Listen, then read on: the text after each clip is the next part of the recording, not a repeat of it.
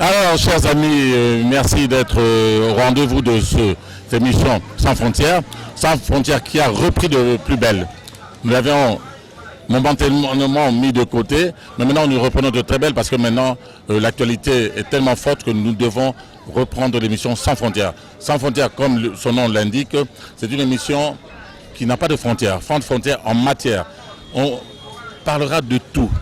Pas de frontières non plus en pays, parce que nous pourrons faire une émission à Bruxelles, pourra pas Paris, Allemagne, le Canada, pourra pas directement le Bandundu ou le Bas-Congo.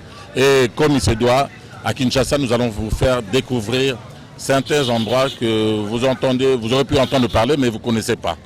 C'est aussi ça, sa frontière. Nous allons vous faire découvrir des endroits mythiques que vous ne saviez pas qu'ils existaient. Alors, nous sommes descendus cette fois-ci avec l'équipe, avec Guy Mawez et Osé Dokolo. Nous sommes descendus à Kingabwa. Il y en a qui croient que Kingabwa c'est une commune. Il y en a qui croient que c'est un quartier. Kingabwa, il y a plein de personnes louches. Non. Kingabwa est un endroit assez charmant. C'est pour ça que nous sommes descendus pour faire des découvertes. Nous allons... Est-ce que vous savez qu'il y avait un marché de poissons? Un marché de poissons frais. Vous voulez manger du poisson frais dans Kinshasa? À Kingabwa. Au coin là, c'est là que nous débutons notre émission. Et après, nous entrerons dans Kingabwa. Dans Kingabwa, nous allons découvrir une dame, une maman catholique, ancienne à Kingabwa, Sœur Kato, Yana Blaise Mondo, du côté de Bijoueli. Nous allons faire un tour du côté d'un Mikilis, quelqu'un de la diaspora, qui lui s'appelle Monfan Boaba. Il vit à Bruxelles, mais il est de Kingabwa, natif de Kingabwa, il vit en Kingabwa. Il va nous parler de la ville de Kingabwa. Il va nous dire des choses que vous ne saviez pas. Vous savez qu'il y a un endroit qu'on appelle Mundele Ngoulou. Il paraît qu'on changeait les hommes en Ngoulou. Ça, c'était le mythe de l'époque. Alors, on va vous le faire découvrir. Voilà, chers amis, restez branchés. C'est Sans Frontières qui débute et qui recommence rien que pour vous. Nous n'avons pas de limite en matière, limite de rien. Torosolola Nyoso, et à la musique, et à la pasteur, et à la politique. Ça se passera chez nous, Sans Frontières. Rendez-vous du côté du marché des poissons. Vous allez voir des trucs qu'on vend là-bas, sans commentaire.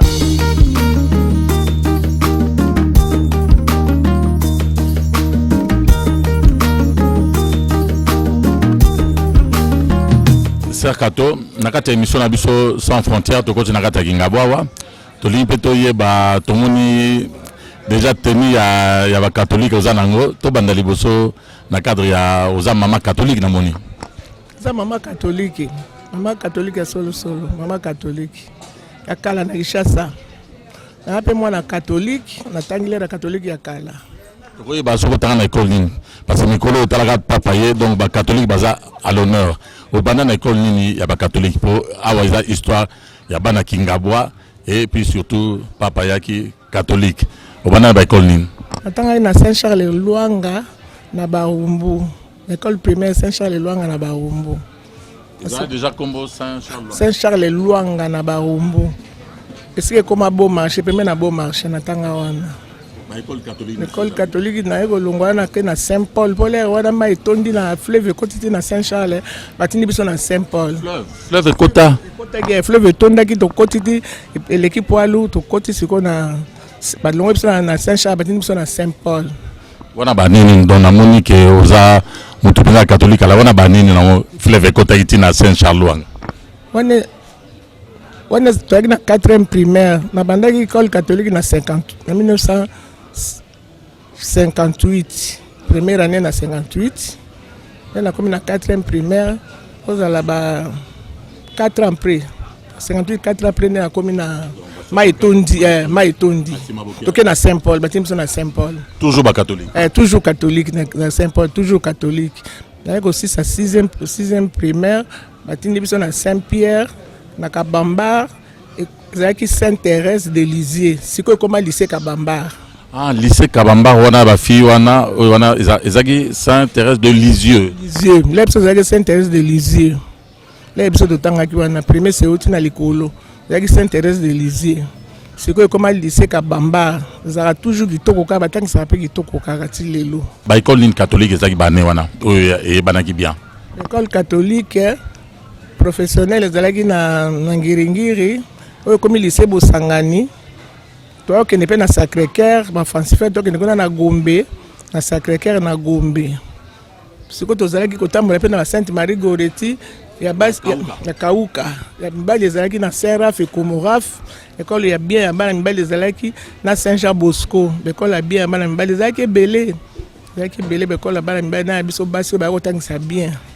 Bon, Saint-Jean Bergimans. Saint-Jean Bergimans, bazakotangisa bien. Tous les écoles catholiques bakotangisa bien. Bien makasi ti lelo batangisa ka bien. Esprit à Kingabwa par rapport à venu à papa. To sepeli mingi. Ndenge papa François to sepeli mingi. To kendeki messe na Ndolo. Ba Jeanne bakendeki na Stade Martyr. Ezalaki plein claqué biso ba catholique tozalaki ebele to sepeli mingi. To sangana ba catholique ebele comme pe makamba l'état tozalaki ebele bato ebele. Peut-être ma manifestation yaki na Ndolo. Biso ba catholique ya kala na oya bana mike biso tozalaki ebele na Ndolo. Sepelaki makasi na pape. Et tu vois la différence sur na tant que nous avons ba jeune fille na ba école catholique na siko ba école catholique à Mikolo. Ezaki basi na mibali bozaki ensemble ou bien ezaki séparés? Biso ezalaki séparés. Biso ezalaki séparés.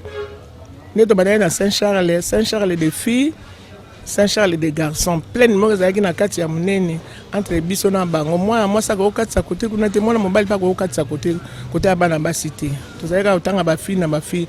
Presque ba école nyonso catholique na Kinshasa les biso tozalaka ko ezalaka oya basi oya mibali.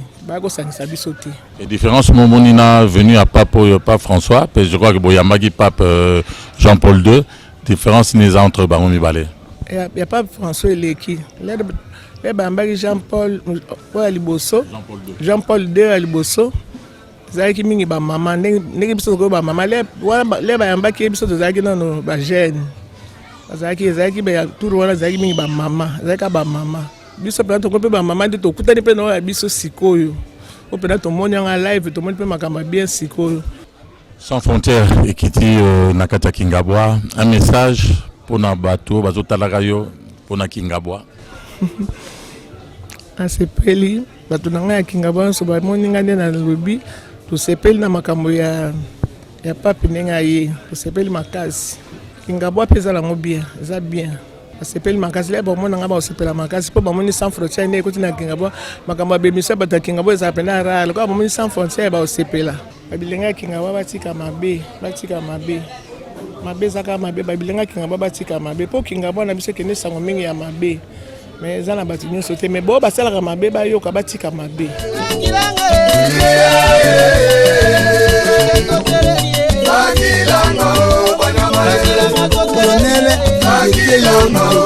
Ça c'est Kulumba, l'avenue Kulumba, la grande avenue Uzam qui entre dans Kingabwa. Le premier site que l'on rencontre, c'est le marché des poissons. Le rôle à peine à Lingaga Mbisama Mingia. Je vais découvrir le poisson et pourra pas en acheter. Mais c'est surtout pour vous, nos amis d'Antena, et vous qui suivez l'émission Sans Frontières, cette émission va vous faire découvrir beaucoup de choses d'ici et de là-bas, pourquoi pas. Alors, le marché à Bambisi, le marché des poissons. Poissons, il y a fleuve, hein, mais il n'y a pas que ça non plus. Il paraît qu'il y a plein de surprises qu'on rencontre à ce fameux marché de Kingabwa. Nakouin, poids lourd et la grande avenue Izam.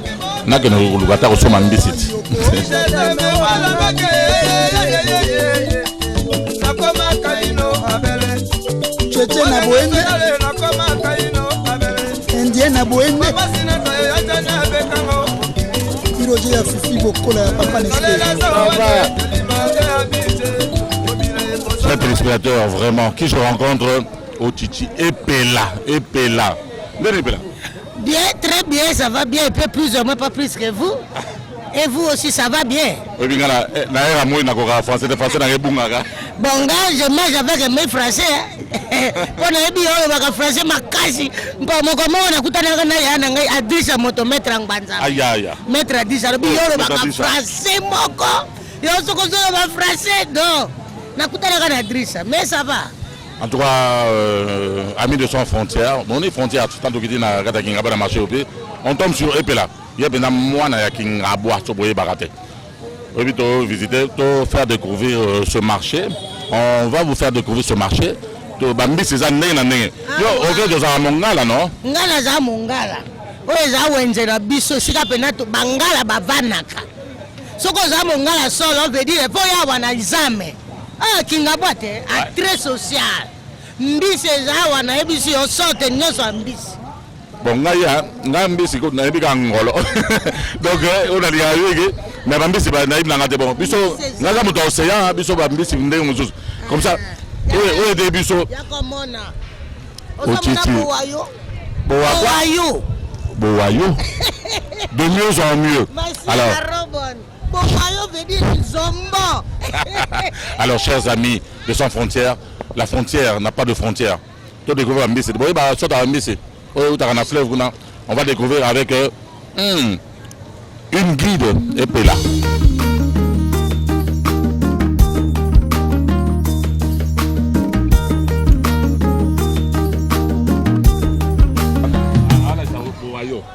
Tala omoni bowayo yo mbiso o basi bali akate bowayo yewa basi bali akate pour basi bali akambisi te moi si soka le moto ya bowayo akomi teti tala mosusu wana mpinga ya mbisi moi si soka le mbiso yo akomi teti tombo moi sali aka moto te mituka ka mibali ngana retenika so moi sali yango akomi teti biso mibali nyonso bato tsomba ngo vraiment bien to bano lesa bango oyo za mbisi ya mibali wane basi bali akate nzombo oyo ozomona bowayo balobia quand vous mangez ce poisson bowayo, quand une femme mange bowayo, akomaka têtu. Donc, chers amis, bonne sabasi na bino bowayo te. Nzombo bali akate. Pona karezaka oka mwana mabele nzombo mabele manzombo. Po balaka ko moni nzombo zana mabele. Ah d'accord, mabele manzombo. Et où t'as makambo? Asa mabele oh là de mieux en mieux. Badoukoura, voilà un bowayo hein. On continue, on va découvrir autre chose. Un marché dans le marché. Nous avons 4 ans et allez bloquer et belé en dengue. Vous n'avez pas idée. Namona, mboto kakate mama lambelinga mboto yango oyo tala mbisi mbisi ezobima kaka na Congo et puis na Kingabwa wande sika bato bazoya kolia mabota ebele bayaka kolia awa ata je koko mulumba nenga za aya ozoma mbisi awa tala oyo mboto ezala na Kingabwa ezala na zano mosusu tawa kaka nina lengisaka abona nenga lengisingai nina lengisingai wapi ninango le famille nina lengisa eh wala danser sa zaiko nina lengisa nzoke za yeyo ompoka moni ompoka oba desina na Kinkole bato bakendaka kolia yango wala mpoka otala yelo ngoko mpoka tala longina c'est vrai que longango za mposo ba finir longo mpoka vraiment je regrette et puis la bongo oyo namona misuni beleboye Mosombo ezande mbisi oyo kaka te azopeze tala ye ndenge aza Mosombo oyo aza mobali oyo aza mwasi te omoni moto te Mosombo c'est pas possible tomona awa na Kingabwa biso toza riche pa nature ça c'est Kingabwa awa na Kingabwa awa soko frère yaza frère en tout cas, avec ma vie de frère, mais c'est le frère, c'est pêché au fleuve et directement ici. Mais Bakoba. Makbaou. Bangala tegala monga ya papa. Bangala ba kaka sango wana makbaou wana nzenze wana nzenze Koba o zaiko alobi bina mokongo nkoba ko yango ah d'accord.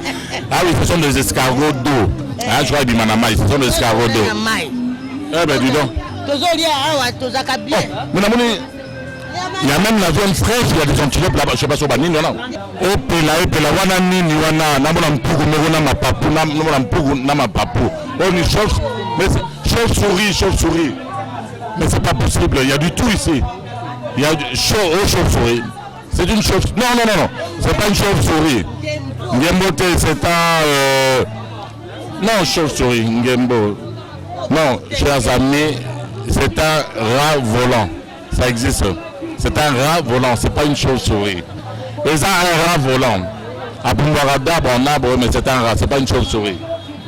Alors, donc il n'y a pas que simplement du poisson frais, hein. Il y a du tout. Regardez. Donc il y a... Excusez la maman, bonjour. Bonjour papa. Oh, neto yo. Oh, na mon ezanin. Oh yo. Na mon on pour moi menene bo. Oh, eza pour côté, eza Simblick. Simblick to ga yango. Simblick yango. Balu baba yango babengaka ye ke Serge. Ba tete la ba mongo be ko musu babenga yango Simblick. Simblick. Mais balu babenga yango Serge. Ah d'accord. Bon oyo epela Simblick una. Voilà antilope pe boteka kawa. Antilope pe boteka. Et où tu loja? Loja. Ben dis donc. Oyo pakas. Donc il existe encore des antilopes dans ce pays. Vraiment la déforestation n'a pas tout bousillé. Oyo pakasa. Batete babe yango njate. Pakasa. Pakasa na minoko mususu. Mais amusu na français beef. Na gitete na njate. Voilà. Vous voulez manger d'une pakasa, il y en a là. Mais sur les salades, moko c'est ça, hein? D'accord. Oh, ngulu azam. Tobe ango amusu babe ango sombo, ba mama babe ango sombo. Ba tete babe ango sombo. Mais ba tout nyos babe kaka sombo nini ngulu azam. Tout le monde chef cuisinier. Alors bonjour. Bonjour chef. Et tout le monde vient s'approvisionner ici, hein?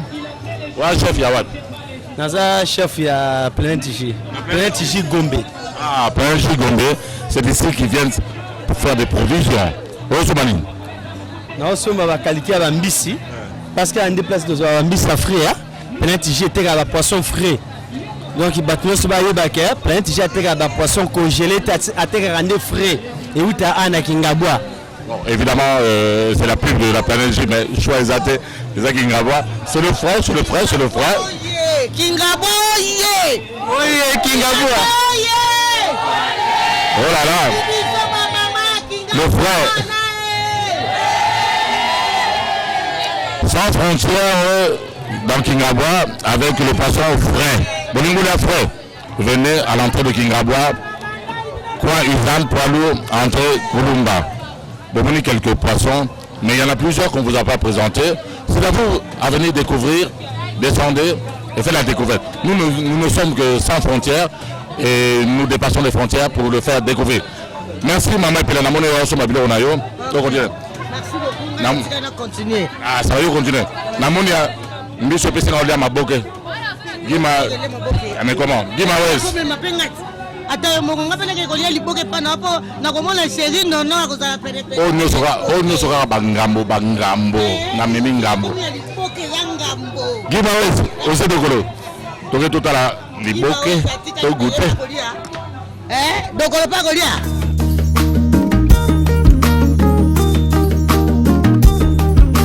Je crois que chers amis téléspectateurs d'Antena et qui aimeraient cette émission Sans Frontières, vous avez découvert le marché aux poissons frais de l'entrée de Kingaboua.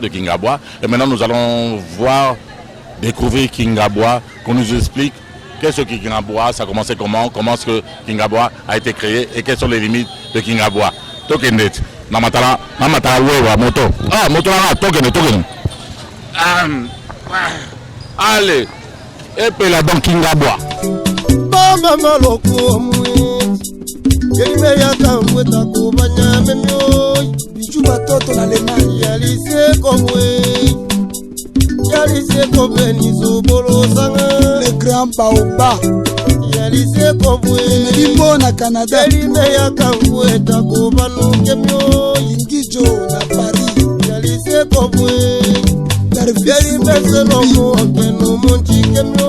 Mama Eli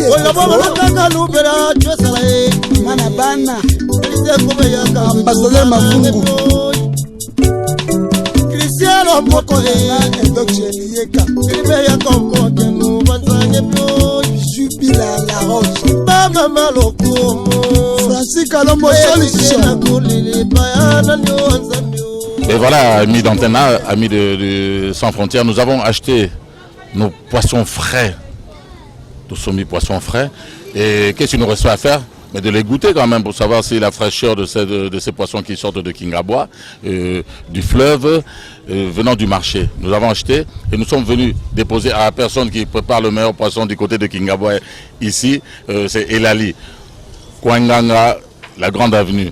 Alors c'est ici qu'on prépare le poisson et nous avons laissé notre poisson. On est en train de mettre ça dans les Kassa Congo pour faire un bon liboké. Un bon liboké, sachez-le, c'est pas sans likasa. Quand il n'y a pas de likasa, c'est pas un liboké. Un liboké, c'est vraiment tu vois la grande feuille là avec le poisson à l'intérieur. Nous l'avons déposé chez Elali et nous allons le goûter après. Trois maboké, on a été osé de Kololanini, Dimaouza Lanini, Menga, Oyambisi et Belé et Zanga. On peut faire un liboké, ça je viens de le découvrir, un liboké dans une casserole qu'on appelle de liboké Nzungu. Et ça vous le saviez, liboké Nzungu et Zalaga, c'est comme vous avez vu là, incroyable, le poisson frais du Congo, de notre beau pays. Pas passé à Benir Bissoa, donc le Congo est aussi beau qu'avant. Bon, on continue à découvrir de Kingabwa, on va rencontrer quelqu'un qui va nous expliquer ce qu'est Kingabwa, les limites de Kingabwa, l'Est, le Nord, le Sud et le centre de Kingabwa. Vous allez découvrir. Allez, suivez-moi, amis de Sans Frontières.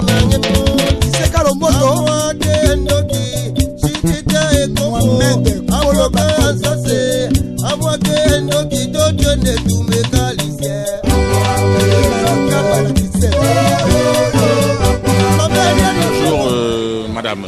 Bonjour, monsieur Chéri Pinti. Comme on a Fabiola, on est déjà placé à Fabiola. En fait, avant de Kingabwa, tu peux Kingabwa pour découvrir ma caméra Kingabwa. Ambiance à Kingabwa.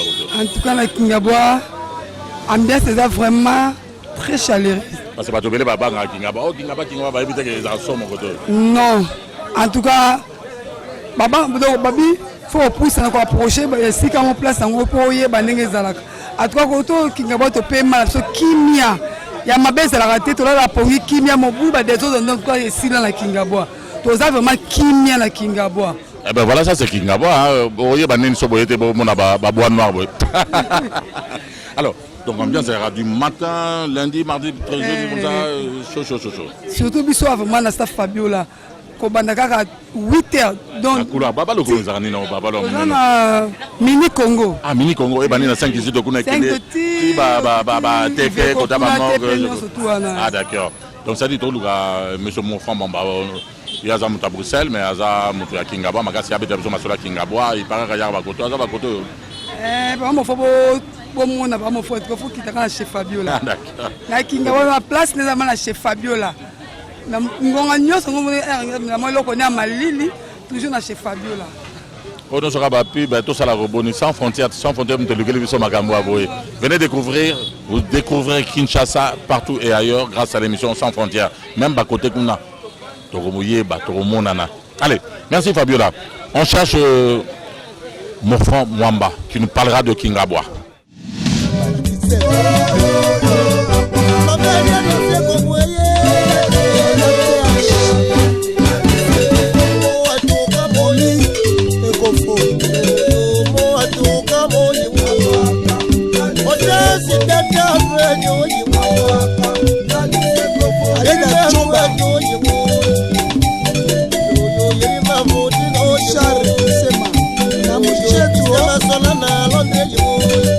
Voilà, chers amis téléspectateurs de l'émission Sans Frontières d'Antenne, ça s'appelle Sans Frontières. Donc nous n'avons pas de frontières. Nous n'avons pas de frontières en matière. Nous n'avons pas de frontières en frontières, justement. Donc nous traitons de tout. Socio-culturel, tout découverte, surtout les découvertes. Nous sommes descendus dans Kingabwa. C'est pour connaître un peu l'historique de Kingabwa. Et nous avons choisi qui? C'est Sans Frontières. Mofran, vieux Mofran Mwamba à Bruxelles Boyébie. Il habite Bruxelles et de Kinshasa et de partout. Alors lui, il est un natif de Kingabwa. Alors, qui cherchait de mieux Moutabotama na Kingabwa, à Kola na Kingabwa, à Sala, pour jeunesse, les 400 coups na Kingabwa, qui cherchait de mieux, mais c'est la personne qui faut, non? Un vieux mon frère. Oui, tout à fait, tout à fait. Biso Benga Kingabwa est Biso.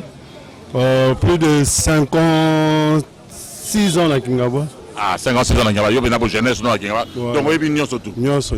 Donc il est en Azalagi donc ba quartier mususu ezalaki ezali Zamba. Ezalagi wana ezalagi te. Na oka même que ba mbolo ko zobi makoto. Ba mbolo ko biso zo boma mbulia bolandi benati bokangi na maboko bomi alembi. Hein? Alors vous voyez, l'émission Sans Frontières vraiment, qui de mieux? Nous avons cherché mon frère Mwamba, il est de Bruxelles, de Kingabwa et du Congo, de la RDC et de l'émission Sans Frontières.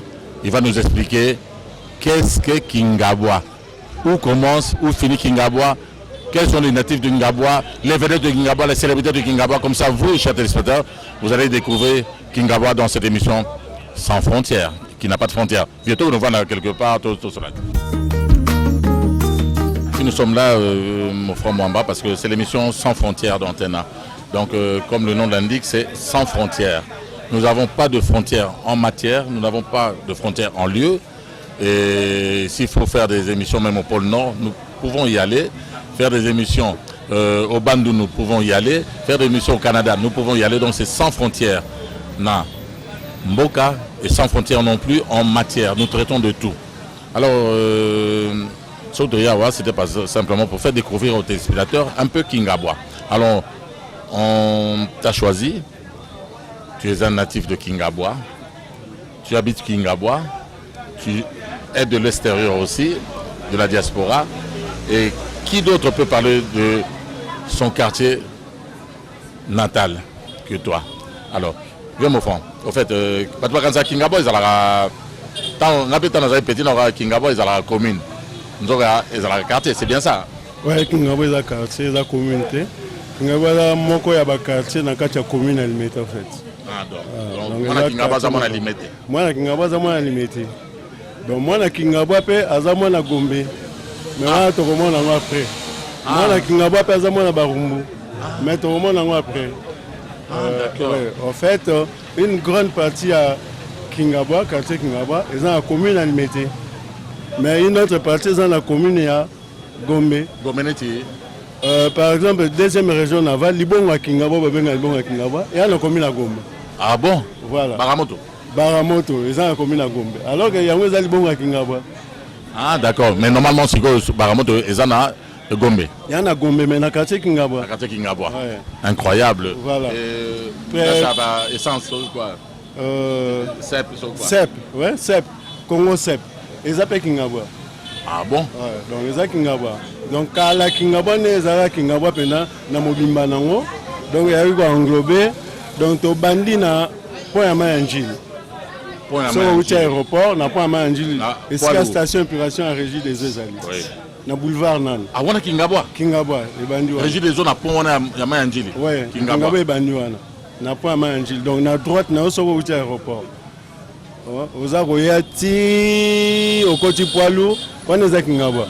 Mais si vous avez un quartier limité, au Kabwani, na Poilou. Ah, na quartier limité industriel. Au Kabwani, na Poilou. Donc à gauche, na osozo qui t'a Poilou vers Gombe. Gauche, na eza limité. Banama Yanjili. Banama Yanjili. Donc na gauche, na Yanjili, on a matete. Si des bonhommes. Des bonhommes, on est à matete. Mais Nangambo, biso pétana des bonhommes. Nani des bonhommes. Bia. Bon, avant comme à Bia. Biso pétana des bonhommes, une partie na Kingabwa, une partie à matete. Voilà. Donc Kingabwa est un grand quartier. Mais normalement, il faut comme commune, non? Il faut comme commune. La loi penga na yo karaso beaucoup c'est 450 000 habitants pour commune. Mais Kingabwa c'est plus de 450 000 habitants. Donc comme commune. Mais on a besoin un projet au total. Tout comme un commune. Ah ben, si vous ne le savez pas, et maintenant vous le saviez, commune. Maintenant vous savez que ce n'est pas une commune, c'est un quartier de limité. Pas la limité, pas la limité. Donc vous avez un quartier son excellence le président de la République Félix Tshisekedi commune moko commune moko depuis kala commune moko omoni commune moko bamususu mpe baa na gomeno na ko expliquer commune moko parti moko mpe eza na barumbu mais ezaka kingabwa ndolo prison militaire ndolo eza kingabwa ndolo omoni ofiltra mineur oyo baokanga bana kala oyo ko bakengi mwana ofiltra kingabwa lelo koma ya commune ya barumbu mais eza kaka kingabwa. Parlons-en de cette histoire bato bazao kola bato bakola na Kinshasa à l'époque, la belle époque oyo ba mineur so tambole leki 18 ans en faisant 16 ans otambolana ba kangyo camion moko bazo benga kingabwa ezaki nini. En fait kingabwa ezaki esika bako mema ba mineur so bakangi bango ba mineur non accompagné na butu après 18 heures ezaki filtra yaki na centre de l'éducation bako tinda ba musu na EG ezaki madimba EG musu ezaki mbenseke bako tinda ba mineur kuna donc ezaki place moko bako kanga ba mineur non accompagné après 18 heures. Commandante il y a la police à l'époque c'est maman ya son excellence le vice-gouverneur Gérard Jekoko Moulumba. Ah bon, boyoki maman commandante oyo ya période yana ya ba kingabwa to bazo sa ba mineur maman oyo président zaki ko gérer ma place ba mineur c'est la maman de son excellence nani vice-gouverneur l'actuel vice-gouverneur Jekoko Moulumba 48 heures. Donc maman na muto azaki na équipe wana ay chef d'équipe yaba. Ah c'était à l'époque. Siko yo tamona na buto mona moko il y a 10 ans, il y a 7 ans même, bah 23 heures à Zalibanda. Wana Kingabwa et je connais parce que en tout cas c'était l'époque où l'éducation était encore je crois que il faut les ont mineur dans Libanda après 18 heures. Je pense c'est là où on faisons parce que voilà donc Kingabwa peut to yebani na ndengona. To yebani depuis kala que c'est bakangi moi na mineur ake Kingabwa. Donc tout ça là peut comme côté na bon. Ah d'accord, voilà. Ça va. Kamia Kingabwa tala batilo so bakimi kimi. Alors Kingabwa. Vous avez une célébrité, vous avez 50 ans, 56 ans. 50 ans. Plus de 50 ans à Kingabwa. La célébrité, vous avez Obabima à Kingabwa, par exemple. Les célébrités qui sont connues dans le Congo, Kinshasa, de Kingabwa. Sur le plan politique, Batoumouni Baye Baraté, tu as qui un Paï, gouverneur de la Banque nationale. Celui qui signait. Voilà. À Kingabwa. Tozaki pe na nimi maidi kangimi conseiller spécial à présent avec Moutounabisa Kingabwa. Le professeur. Tozaki na beaucoup maïtique procureur général de la République après le sous-ministre de la justice. Basé belé bongo lelo pe to na maman Bazaïba. Toza ba Gérard Jekoko Moulumba, toza ba Godard Motemona, ba wana nde tokoli na bango ba Godard. Ba musicien belé Rochero. Oh, ouais Rochero avec Kingabwa Taboulé. Ah, on a sans fil. Bon, on va quand même on a conseiller à présent au malheureusement Ilunga, Dan Ilunga et pas na bango Rochora Zagnabiso à Franco, Azarana Bisope Awa. Ah oui, il y a une grande bâtisse là-bas qui et Tigala Bongo. Voilà, est-ce que c'est vrai que Abeti Masekini avant Nabiso ah bon Abeti avant Nabiso ngayo na lobo Nazaki moninga eleki nae Jano Abumba le guitariste tango bango ba uti mettre ba koti Kingabwa to ko tambola nae na ba début à Beti donc ba vandaka na Kingabwa ba célébrité zebele même sur le plan de football quand il na vieux le roi vieux Sanduku meilleur joueur olympique à l'époque à Zovana biso le roi ba vieux Mongu ba Nico ancien Bilima Ovana biso moni ba joueur bazaki Kingabwa. C'est vrai que catch est bandé à Kingabwa. Ça j'ai déjà entendu ça mais bon. Catch est botami na Kingabwa na famille ya ba Bosei. Bosei yo bakoma obenga papa wemba Bosei premier. Ya na bangwa liboso ngaki Muranis Pelican. Ya zaga ya na biso quartier. Po bango tant ba uti na quand na trakuna ba ye ba komi na matete. Mais le la famille zaki munene baki na lopango awa une partie ba grand garçon ba ye awa. Na matete kuna tireka ba fille. Alors vieux wana Pelican aye ko bandaka Pelican. Comment on a Pelican ngaki Uranis. Il y a catch. Voilà, ngaki Uranis Pelican. Alors aye ko zo biso to aki ba mike hein. Awo yabo ya lopango abidi mama wapi tieli. Ozo bata mama wapi tieli yaka azubina ke na bino boko mema ba kopo ya mabaya. Kuna kota beyate.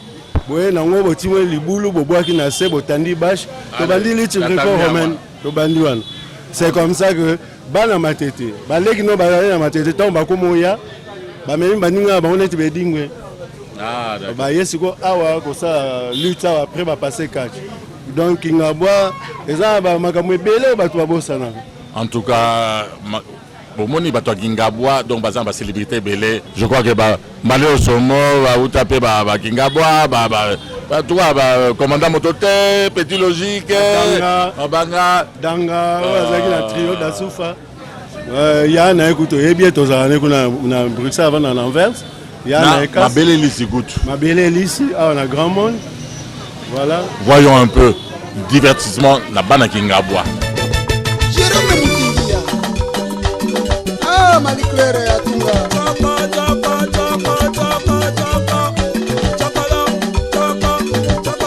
Greg Sam.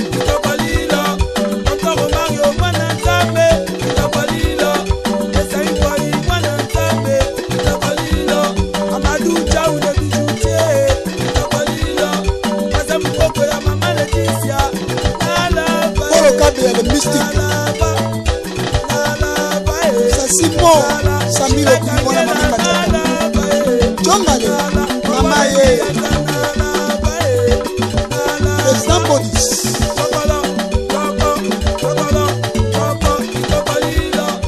Bazabana Kingabwa.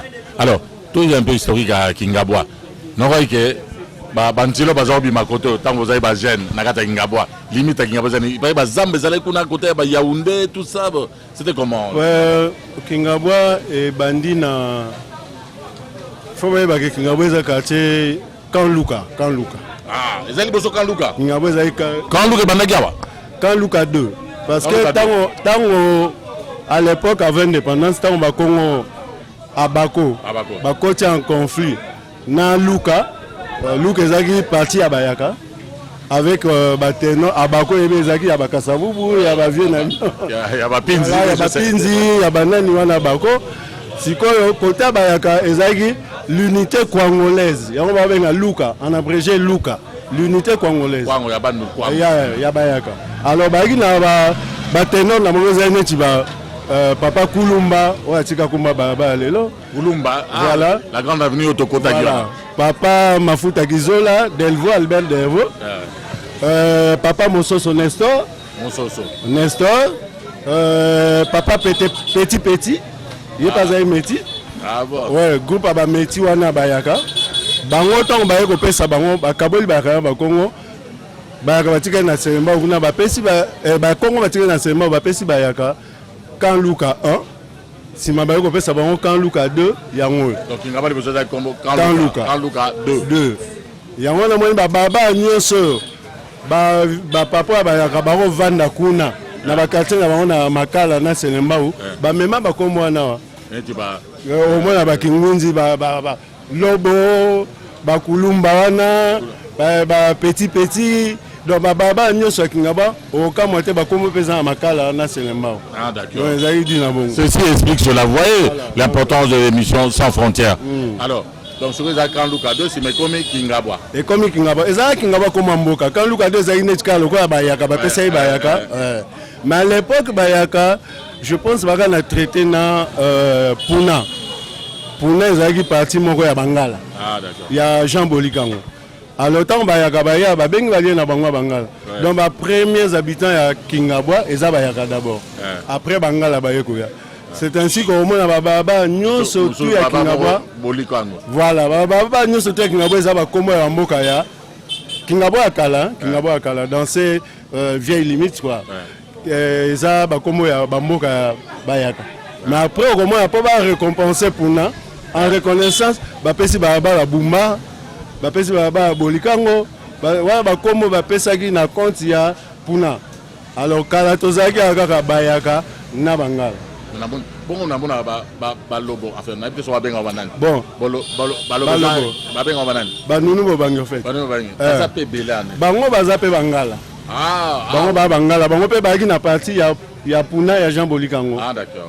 C'est bango ba ki mo lokwa bango ba pêcheur ba ngozami ba riverain Kingabwa lokwa za peme na mai pêche saumon matite expliquer ne besoin pas na mike bon tant on antilope zo bima ba venir amina ezai kaka oyo mini Congo oyo eza na kati wana Albert Devo mafuta kizola oyo asuka kuna Mpanzu Fumukulu nsima nango tosuki na ya kati ya Mososo ya suka kuna Lumumba. Ça c'était les grandes avenues à Kingabwa avec toutes les rues oyo traversées kobanda na Pont José ti na Rai amoni Kingabwa kala ezali bongo voilà oyo ezali na commune alimete nyonso ezali zama Yaoundé c'est na 1972 71 nde baba fungoli Yaoundé.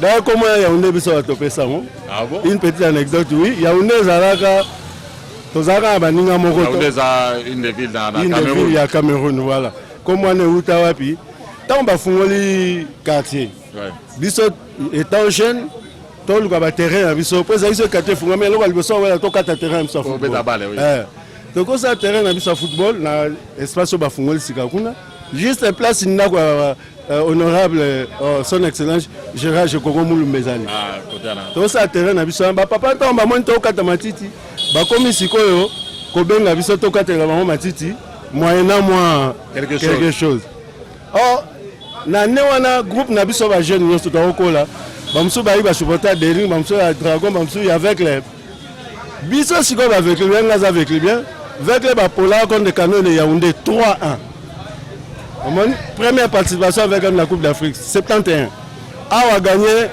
2-0 kuna ko pour la 3-1 ba éliminé biso na Canon de Yaoundé sikoyo komaki mokeri na stade ce to côté stade mangwana l'époque abimisanze moko Domingo et bazongisa Domingo ba imane bazongisa so babi Domingo mama Domingo Yaoundé kona oseka biso alors sikoyo baningo ba imane ototama ba na groupe et comme il peut comme moko va vite avec bien ya Kingabwa batina binoka Yaoundé donc ne place tout le monde n'a pas si na kokata matiti ndenge avec la voilà c'est comme ça et comme Yaoundé tika libela la quartier Yaoundé un des quartiers résidentiels de Kingabwa comme ça donc kuna tous les examens mundele moko Roger Versel au plus plus tard Mundele Ngulu oui le fameux Mundele Ngulu là ouais il paraît pas changer ba tuna Ngulu kuna bon on les a éviter les joueurs ouais parce que Mundele à l'époque comme Baolinga baki na club na bango ba club privé na bango ba tout nous ba fréquenter c'est trop de questions. Trop de questions, mais on est une visite au et comme il y a un monde comme ça, mais il y a un espace banana pont, belge, belge. Si kokene Yaoundé mobima, si kokene na quartier comme Maman Zenze ya Sukiwan. Si comme Maman Zenze pe Mundele mso azalaka. Mais c'est Antoine Noguera. Yaza na version zaka banzete bambuma nyosa mokile zaka biza donc no yiba ngokuna alana la surveillant na so yiba kangi ba botelo kiloto zongi nu donc voilà quoi eza na senga pe bande ko mususo balingi un jour ba komona Kingabwa baya eza en tout cas quartier mo kitoko calme batu nyoso tout ba vivra normalement net ba quartier musu koleka kutula musu ba quartier musu mais oui sombisa maya wa na 17h mbisa zo bima benza wa ya frère wana moi biso tolia frère tona loso ngwele tona pondu ya ngwele bolia ka Kinshasa mobimba toza matemela ngwele batamusa bino Kinshasa mobimba donc voilà quoi. Et voilà chers amis, j'espère que cette émission vous aurait plu et j'espère que maintenant vous avez découvert ce qu'est Kingabwa et nous n'en finirons pas là. Nous avons encore d'autres choses à vous faire découvrir ici à Bruxelles, en Allemagne, à Paris. Pourquoi pas le Canada, les États-Unis, pourquoi pas Bandundu, pourquoi pas le Bas-Congo, pourquoi pas Mwanda. Donc c'est ça qu'on appelle Sans Frontières.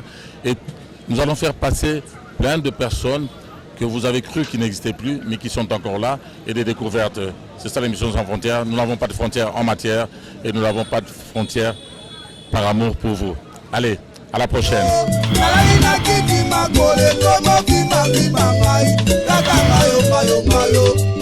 Di bolato kaka mayo mama de jine kaka jalo yo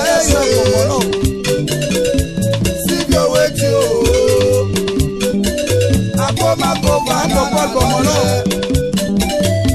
oti bana de la sibile bango yoji lela oke oti nyala na nani akaka bola ba bebe mama